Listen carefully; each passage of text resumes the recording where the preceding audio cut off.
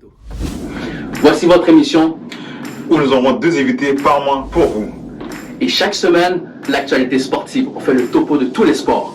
On parlera de basket, soccer, tennis, curling, tous les sports qui pourraient vous intéresser. Que ce soit professionnel ou sur la scène canadienne, québécoise et surtout à Laval.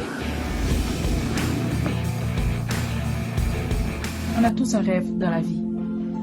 Mais la plupart des gens pensent que c'est trop dur de l'atteindre ou trop difficile à réaliser ou que la compétition sera féroce et qu'il faut faire beaucoup de sacrifices pour y arriver. Ne laissez pas la peur vous dicter ce que vous devez faire ou ne pas faire. Beaucoup croient que leur potentiel suffit pour devenir une légende ou que c'est une question de génétique, mais c'est faux. C'est plutôt une question de persévérance, d'être présent à l'entraînement, de travailler dur, de toujours vouloir s'améliorer et de se relever lorsqu'on vit des échecs. La principale chose qui m'a amenée aux Jeux Olympiques en 2016 est que j'ai toujours cru en moi, en mes capacités et que j'ai constamment cherché à me surpasser. Aucune barrière ne peut m'empêcher d'avancer. Ma prochaine vision, participer aux Jeux Olympiques de Tokyo 2020. Bienvenue à la Flamme sportive. Aujourd'hui, on va faire le tour de l'actualité sportive. Et puis, si on regarde, par exemple, dans le Monday Night Football, ce qui c'est l'action...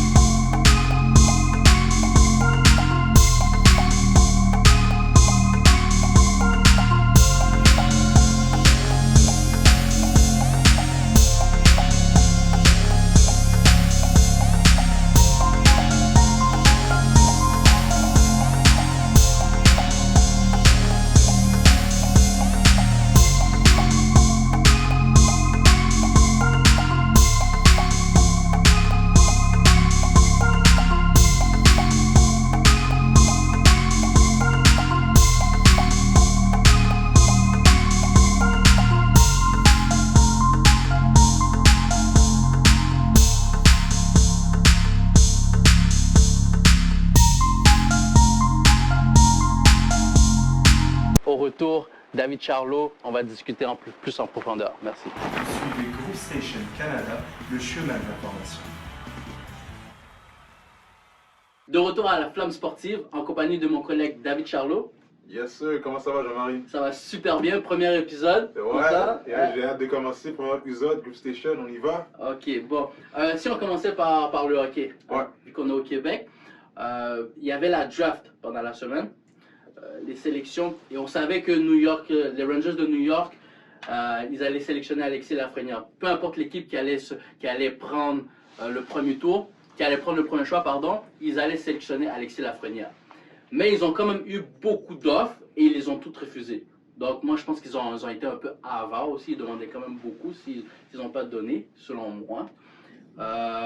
Mais selon moi, Alexis Lafrenière, c'est pas un joueur de la trempe d'un Connor McDavid ou bien d'un Sidney Crosby qui, soit dit en passant, a joué dans la même équipe que lui au junior. Qu'est-ce qu'on peut voir, c'est que souvent, il ne faut pas comparer ces joueurs-là aux anciens joueurs qu'on a déjà eu, comme Sidney Crosby ou même Alex Ovechkin, pardon. Ce qui se passe, c'est que ce gars-là, c'est un bon joueur à son niveau, mais maintenant au niveau professionnel, c'est de voir qu'est-ce qu'il peut remettre. Puis je suis très d'accord avec les Rangers de demander des choses extravagantes parce que tu sais que tu es un bon joueur qui vient dans l'organisation. Alors, en échange, tu veux des gros joueurs, tu veux beaucoup de choses pour ce joueur-là. Puis on sait aussi que les Rangers sont en reconstruction, donc ça ne m'étonne pas qu'ils aient gardé la jeunesse, là, c'est sûr. Exactement. Mais là, j'ai une question pour toi. Oui. Les Canadiens de Montréal, ils n'ont pas repêché de Québécois cette année. Est-ce que tu es pour ou contre cette idée-là? Ce qu'il faut comprendre, c'est que l'équipe des Canadiens de Montréal, c'est une fierté québécoise. qu'on regarde les stars qu'on a eues, comme, j'ai oublié leur nom, man. Béliveau, Jean Béliveau, t'as aussi... Vincent D'Anfos. Exactement, tu sais, c'est vraiment les stars québécoises. Tu sais, le monde, ils ont commencé à avoir une fierté à cause qu'il y avait des stars québécoises dans l'équipe. Puis je sais que ça fait partie de l'histoire. On est censé, tu sais, repêcher les joueurs québécois. J'ai pas d'aller repêcher n'importe qui, mais si le joueur est bon et il a du potentiel, il faudra aller chercher parce que c'est une, pardon, c'est une fierté d'avoir un Québécois dans l'équipe d'hockey de Montréal. Ouais, mais en même temps, c'est bien beau repêcher des joueurs québécois, sauf que si il y a un joueur qui est meilleur que lui, puis qui est russe, ou qui est suédois, ou qui est américain, est-ce que tu vas passer dessus juste pour aller sélectionner Jean Tremblay, ou tu comprends ce que je veux dire? Oui, non, non, je suis tout à fait d'accord. Non, ce qui se passe, c'est que si le joueur n'a pas du potentiel d'être un meilleur joueur, c'est sûr que je vais toujours aller pour le meilleur joueur parce que je veux quand même que mon garçon gagne. Mais si j'ai un joueur qui est au même niveau, ou à peu près, ou une coche plus basse, je vais quand même le prendre parce que c'est l'histoire. Ouais. C'est notre fierté d'avoir un joueur québécois dans notre équipe. Ouais. Mais moi, personnellement, moi, ça me fait ni chaud ni froid parce que moi, je pense que les Canadiens de Montréal ne sont pas dans une situation où ils peuvent se permettre de laisser passer certains joueurs. Si tu étais du même niveau que, par exemple, les Jets de Winnipeg, qui ont une bonne équipe quand même, ou même Saint-Louis, tu peux te permettre certaines choses. Mais dans la question de Canadiens de Montréal qu'ils ont gagné en 93, la dernière Coupe Stanley, je pense que il faut que tu ailles toujours essayer de prendre le coup de circuit, essayer de prendre un bon joueur. C'est sûr qu'il y a toujours des surprises au niveau des joueurs québécois. Il y en a toujours qui passent entre les radars et puis qui finissent par percer dans la NHL. Oui. Sauf qu'actuellement, il faut toujours y aller, selon moi, le meilleur joueur disponible. Non, non, puis je suis tout à fait d'accord avec toi. Il faut toujours prendre le meilleur joueur qui est disponible et puis si on peut se permettre qu'on le prenne. C'est sûr que je vais pas passer la chance, on va dire, j'ai signé Crosby que je peux prendre. Puis à la fin, j'ai choisi un joueur québécois. C'est sûr que je vais quand même gagner. So, je vais aller avec le meilleur joueur dans la draft puis d'aller prendre un joueur québécois, c'est sûr. Tout dépend de la situation. Ouais. Mais mon but serait toujours d'aller prendre le joueur qui va représenter la fierté québécoise au Québec. C'est sûr. On sait que les Canadiens de Montréal ont fait l'acquisition de l'ailier droit, Josh Anderson, un gros ailier droit, en échange de Max Domi et un choix de troisième ronde du repêchage qui vient de passer. Est-ce que tu penses que les Canadiens se sont améliorés ou ils sont restés, ils ont stagné ou ils ont régressé avec cet échange?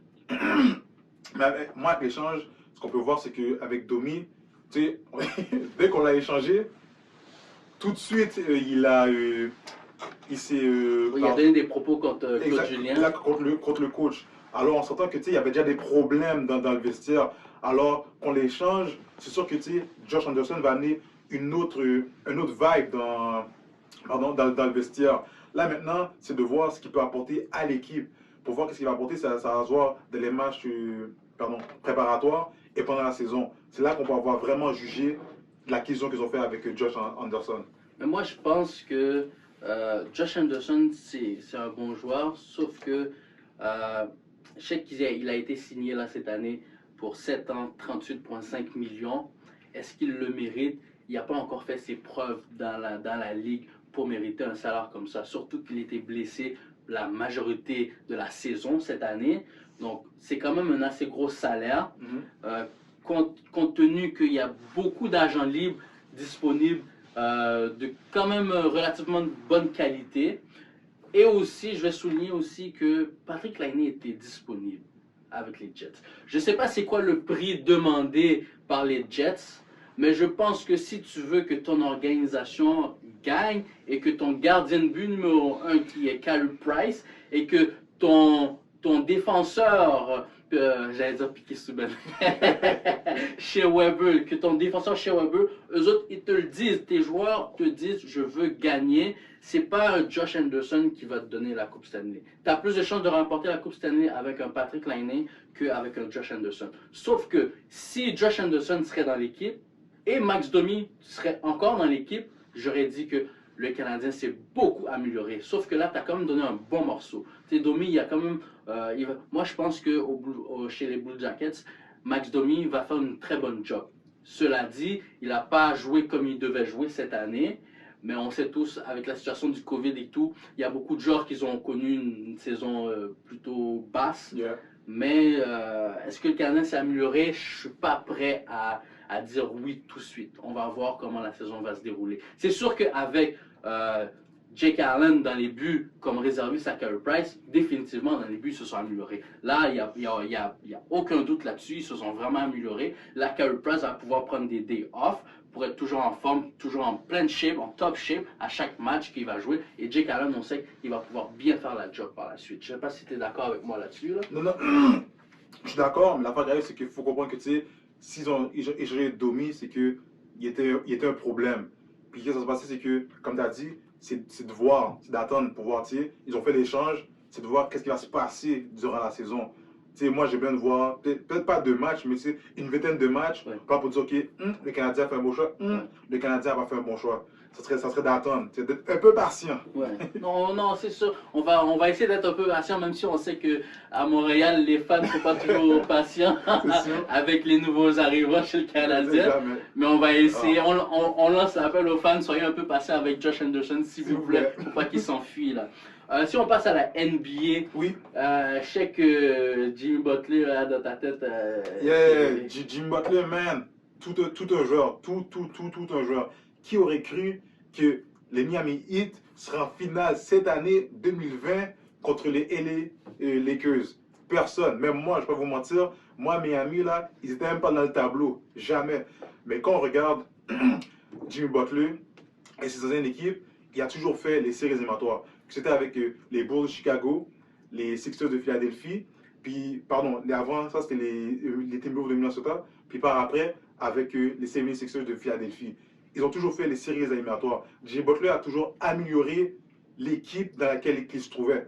Là, même avec Miami, on n'a peut-être pas vu ce qu'il a fait avec les autres équipes comme chose de grand ou de gros, mais quand on regarde ce qu'il fait avec Miami en ce moment-là, son attitude, son éthique de travail, ça se montre et ça se transmet aux autres joueurs. Parce que tous les autres joueurs jouent mieux. On regarde des joueurs comme Jay Carter, Tyler Hero qui a une confiance qui est tellement haute. Ouais. Tous les joueurs jouent bien avec lui. So, Miami a fait un bon choix de le signer avec un max contrat. Puis moi, je trouve que Jimmy Butler, il démontre que il n'a jamais été le problème dans l'équipe. Parce que souvent, on disait que Jimmy Butler, c'est un problème.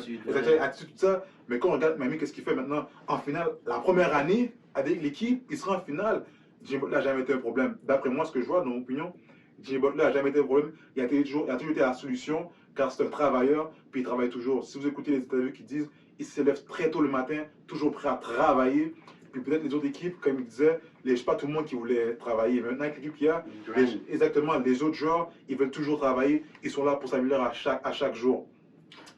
Moi, qu'est-ce que j'aime de l'histoire de Miami Heat, là, comme tu as dit, personnellement, j'aurais jamais vu Miami se rendre en finale.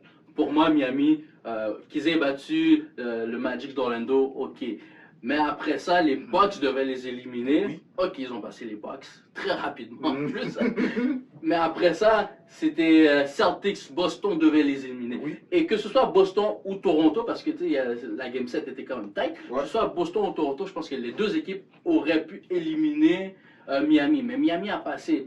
Et tu vois, il y a des années où il y a toujours une équipe là que tu sais pas d'où ça sort, tu sais pas comment ils se sont rendus là, mais ils se rendent là. Ouais. C'est pour ça que, oui, c'est 4-1 la série, mais je perds pas espoir en Jimmy Butler. Je perds pas espoir et j'aimerais ça que ce soir, dans ce match-là, qu'il joue le match de sa vie. Il a joué lors de leur victoire, il a joué le match de sa carrière, mais je veux que le match qu'il a joué précédemment, qui se reflète encore dans ce match-là qu'il va jouer là. Ouais. Parce que ça va être un match super important. Oui. Parce que ça pourra changer la série. Parce que si Miami gagne, là, ça va faire 3-2 la série. Après ça, c'est une question de un match à la fois. Ouais. Un match à la fois, littéralement, autant du côté de Lakers que du côté des Heat. Et puis du côté des Lakers, eux autres, ils y vont ce soir pour finir ça parce qu'ils vont jouer avec le jersey de Black Mamba. Oui. Ce soir, ils vont jouer avec Black Mamba. J'espère qu'ils vont représenter Black Mamba, qu'ils ne vont pas perdre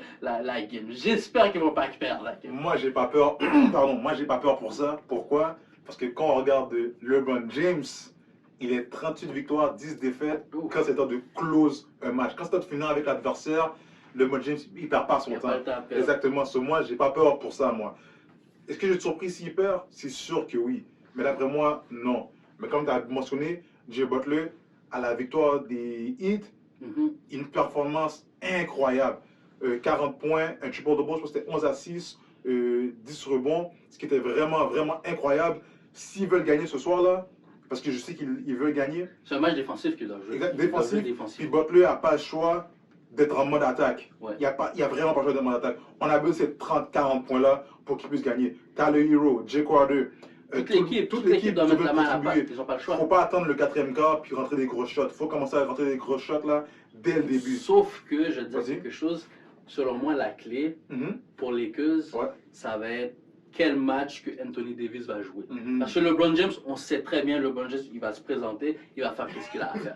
Mais là, ça va être Anthony Davis. Tu sais que j'aime bien Anthony Davis. Yes. Ça va être Anthony Davis. Est-ce que Davis va jouer comme il a joué à la game 3 ou est-ce que ça va être Anthony Davis qu'on a vu le match passé? C'est ça qui va déterminer. Parce que c'est les deux grosses menaces là, Ouais. de Lakers, on s'entend. Oui. Mais si Miami est capable de shut down un des deux, il y a plus de chances qu'ils shut down Davis que LeBron James, on s'entend. Ouais. S'ils sont capables de shut down un des deux, c'est une charge de moins. Non, c'est Ouais. sûr, c'est sûr, c'est sûr, c'est sûr.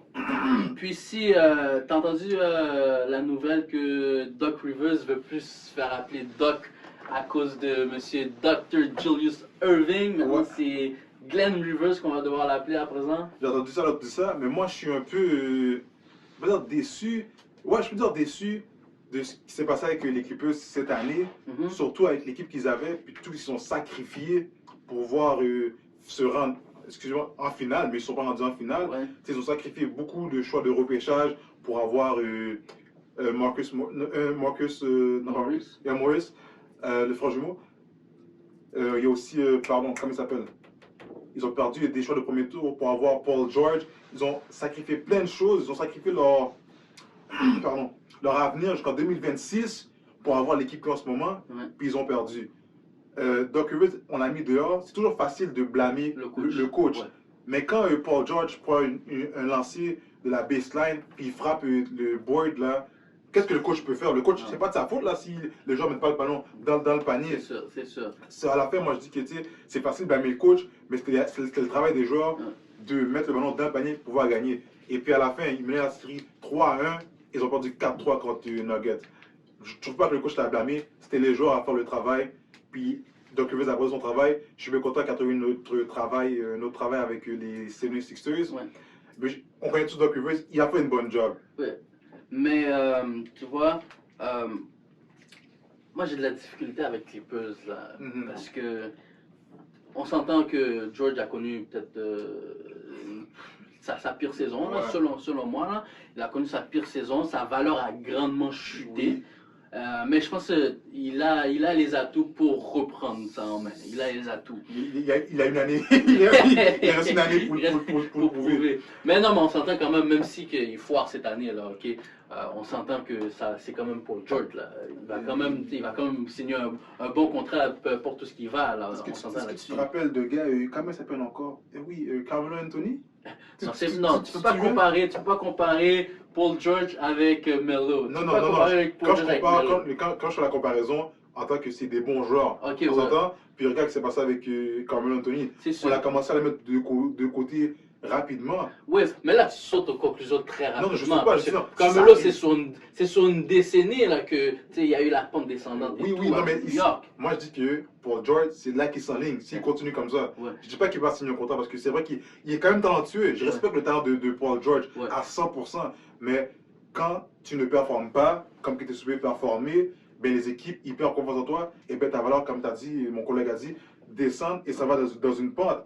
Là, ce que moi je veux pas, c'est sûr que je veux que Paul George. Moi là, tu sais quel Paul George que je veux voir, moi? Le Paul Pacers. George, merci, Pacers, Pacers. qui a amené Miami Heat en Game 7. Un moment donné, qui menait la série 2-1 contre eux. Jouer ce Paul George-là qui a mis l'intensité, qui donkait, qui Mais, shootait. mais attends, mais c'est parce Oui. que là, on parle d'un Paul George que le centre d'attraction, là, c'était lui. Comment je veux dire?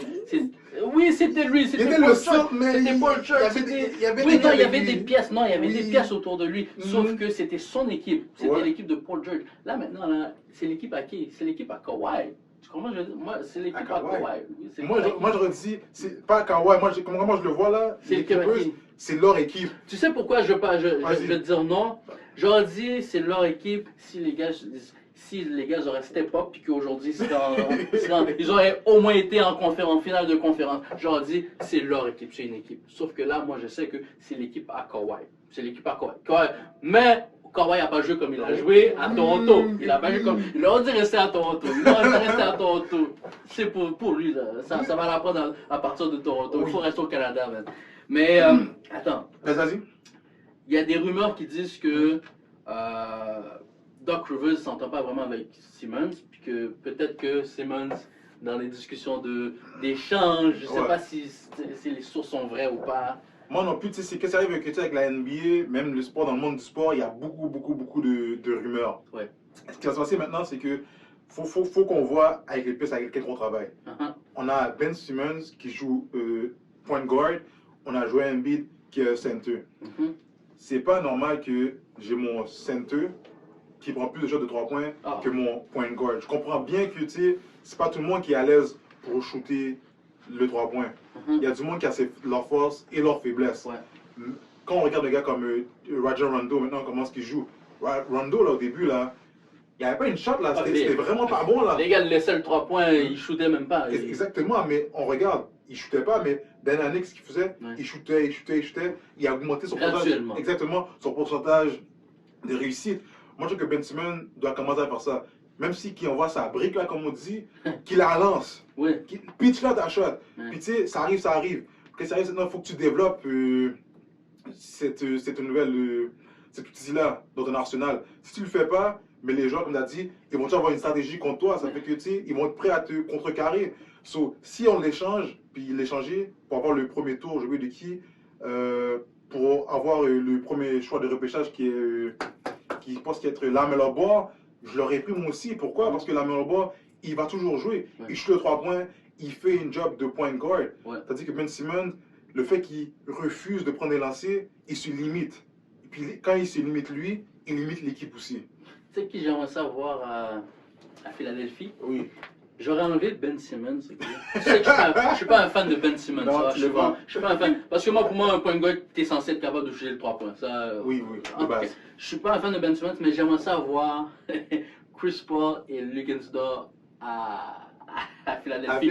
Mais ils feront jamais ça. Ok, s'ils vont jamais. Ok, si après les playoffs que Dort a, pas juste les playoffs, la saison que Dort a joué, ils vont pas laisser partir Dort. Ah, c'est sûr que Sauf que j'aimerais savoir ces deux-là partir à Philadelphie pour voir comment ça va être. Parce que moi, je pense que c'est un point guard comme Chris Paul qui manque à Joel Embiid.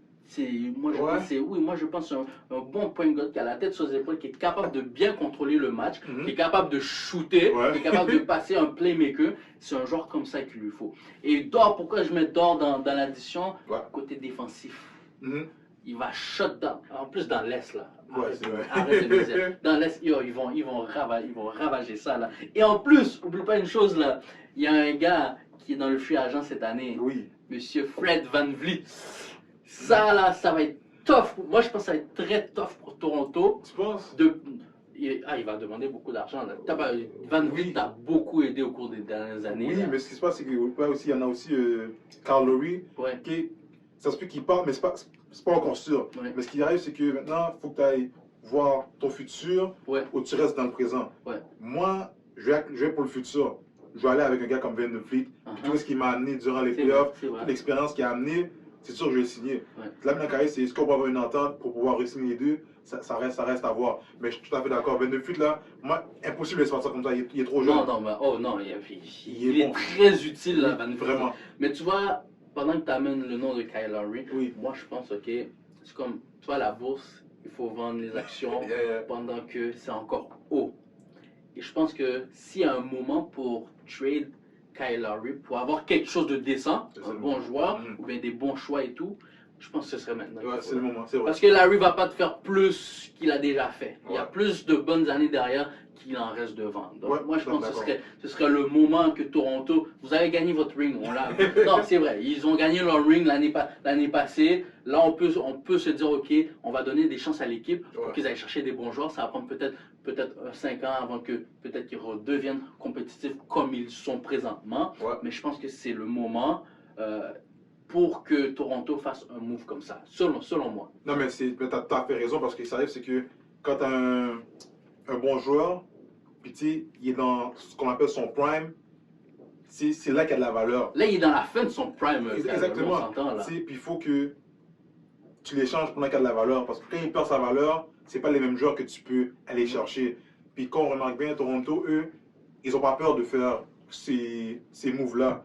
Quand on regarde comme ils ont trade de DeMar DeRozan, ils l'aimaient beaucoup, Ouais. mais ils n'avaient pas le choix, tu sais, pour gagner. Puis tu sais, à la fin, ça a ramené quoi? Ça a ramené une bague, un Ouais. championship au Canada. Et tu vois là, moi je pense que Masai Ujiri là, il serait capable d'aller chercher ton Ben Simmons. Il serait capable d'aller chercher ton Ben Simmons à Philadelphie contre Kyle Lowry. Puis tu sais, manager quelque chose pour aller chercher Ben Simmons. Je serais pas trop contre ce trade là. Je serais pas trop contre. Non. Parce que Nick Nurse peut-être qu'il va pouvoir bien. Tu sais, ça se peut des fois là, c'est le coach.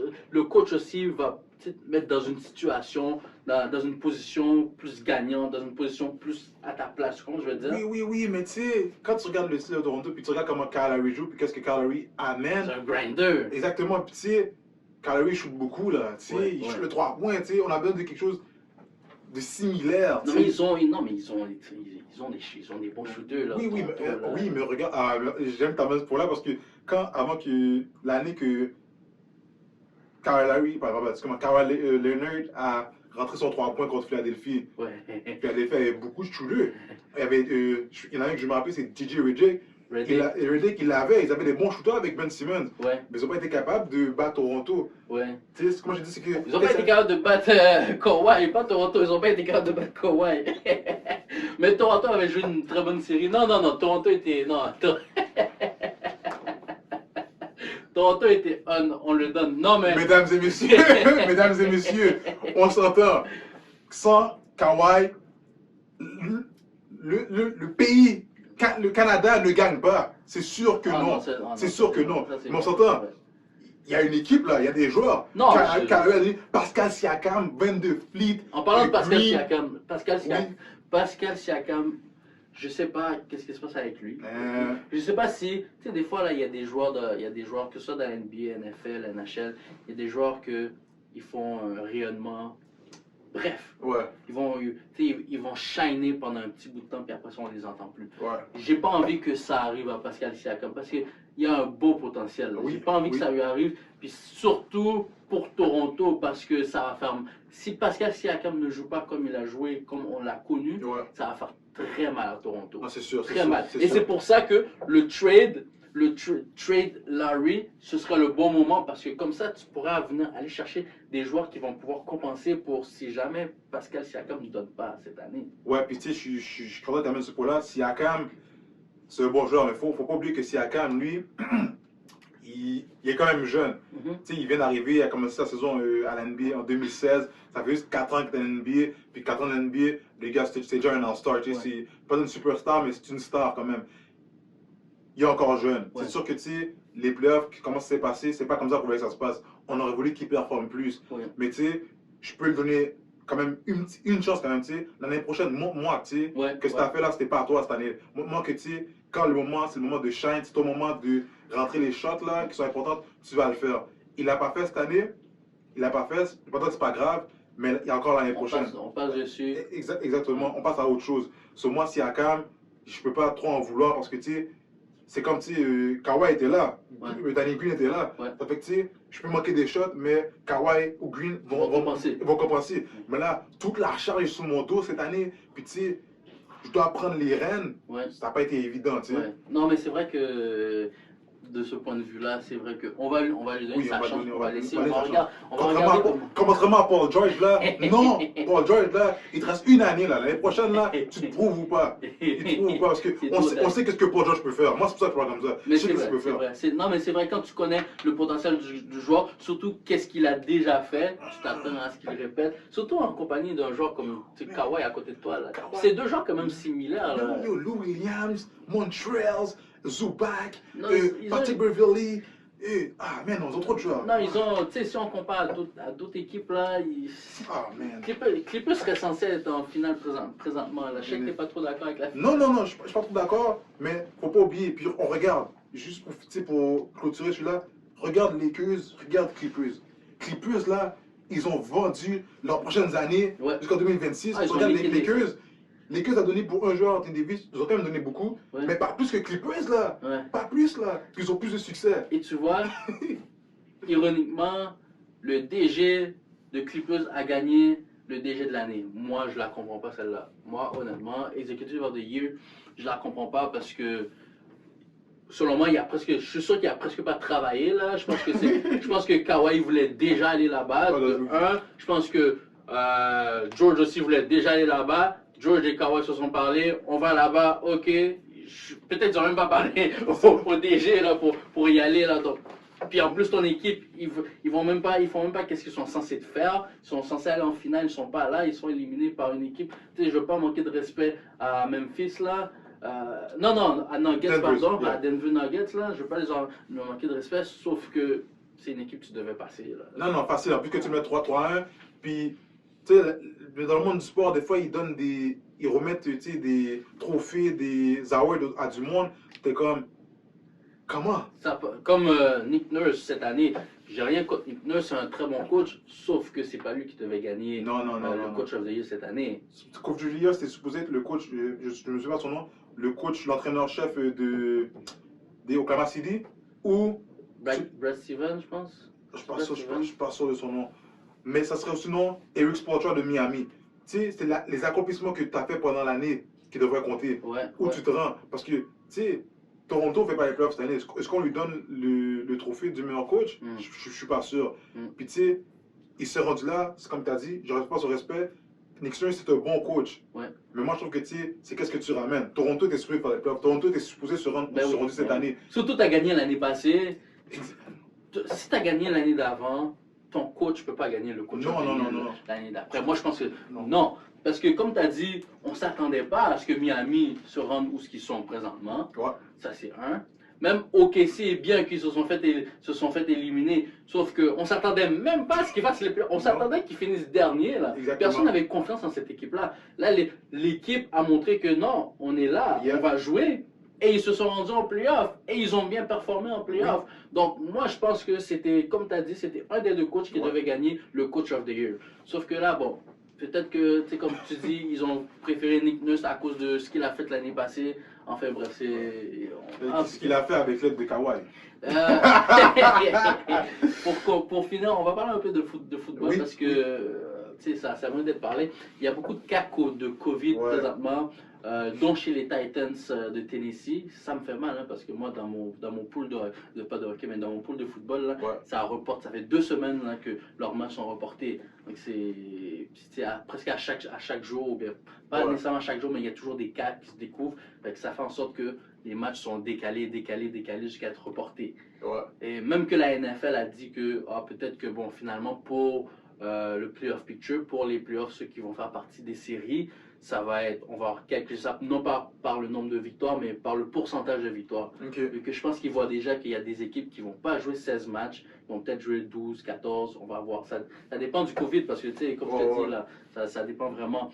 Et ça affecte beaucoup, puis tu sais, vite là, c'est pas qu'on peut voir, tu sais, à la NBA, pardon, tu peux voir, tu sais, ils ont fait la bulle, puis la bulle a beaucoup de succès. Oui. Puis moi, je trouve que, tu sais, ça doit être répliqué pour le sport, que ce soit le hockey, le soccer, peu importe, on réplique ce que la NBA a fait, parce qu'on voit que la NBA, ça se peut qu'ils ont eu des cas de Covid, mais on n'entend pas. Puis, tu sais, ça se passe bien là. C'est quand même bien géré. Exactement. La NHL aussi, c'était bien géré. Ouais. Sauf que moi, je me pose la question, c'est que, tu sais, dans une équipe de basket NBA, ils sont peut-être 15 joueurs. Une équipe NHL, habillés sont peut-être 24-26 joueurs, si je ne me trompe pas. Mais une équipe de football, c'est 60, c'est une soixantaine de gars et plus. Là. Ouais. Et ça, c'est juste les joueurs, le coaching staff. Tu as un coach de position pour chaque position, Ouais. puis des fois, tu as des assistants. Fait que ça commence à faire beaucoup Ouais, de c'est beaucoup de personnes. monde, La logistique derrière tout ça, les hôtels et tout, peut-être que c'est ça qui... La NFL ont le budget pour ça. Ouais. Sauf que je pense que c'est une question, on ne veut pas trop se casser la tête Ouais, aussi. ouais. Je pense que c'est C'est beaucoup sûr. ça. Mais ils n'auront pas le choix, c'est sûr, de c'est sûr. répliquer. Ils vont... C'est juste le fait qu'ils n'ont pas fait de match préparatoire. Ouais, aussi. Ça a déjà des conséquences néfastes sur la ligue Ouais. à cause qu'il y a beaucoup de Blessés. blessés. Ouais. Et c'est des gros noms qui sont blessés.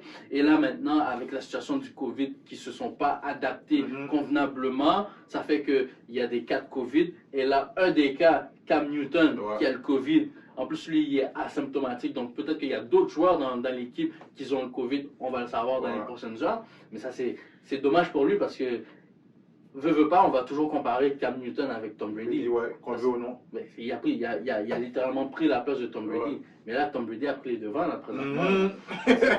Tu sais, rapidement, là, statistique pour statistique, Tom Brady, il a lancé 12 passes de toucher. Ouais.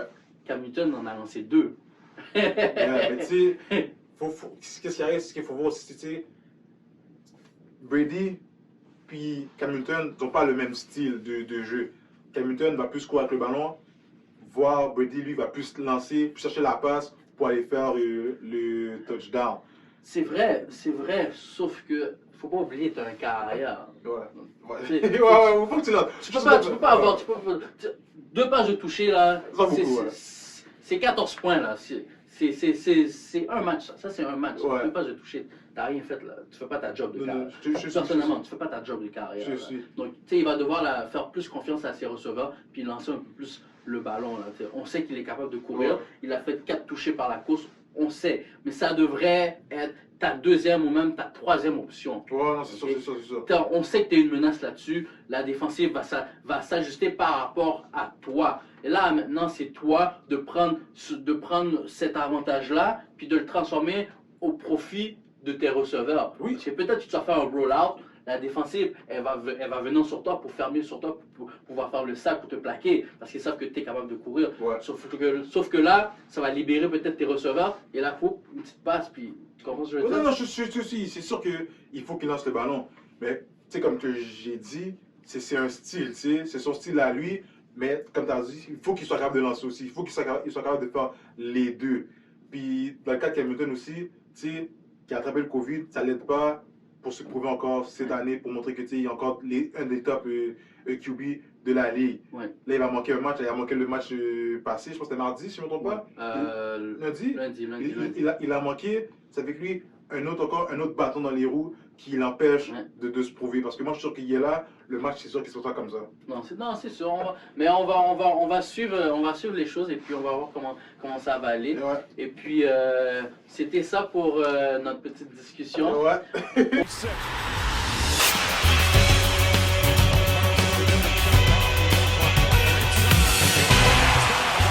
The 10th assist for Jimmy Butler.